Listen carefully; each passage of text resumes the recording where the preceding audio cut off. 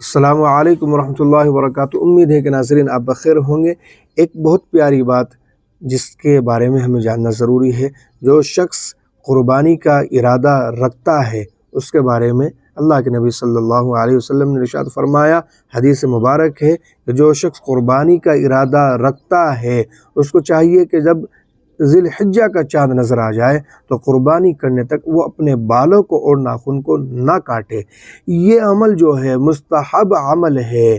اگر کوئی شخص اپنے ناخن یا بال کاٹ لیتا ہے تو وہ گناہ گار نہیں ہوگا، اور ایسا بھی نہیں ہے کہ اس کی قربانی میں کوئی نقص آ جائے گا، کوئی کمی آ جائے گی، کوئی ثواب اللہ تعالیٰ کی طرف سے کم کر دیا جائے گا یا اس کی قربانی قبول نہیں کی جائے گی، ایسا بھی ہرگز نہیں ہے۔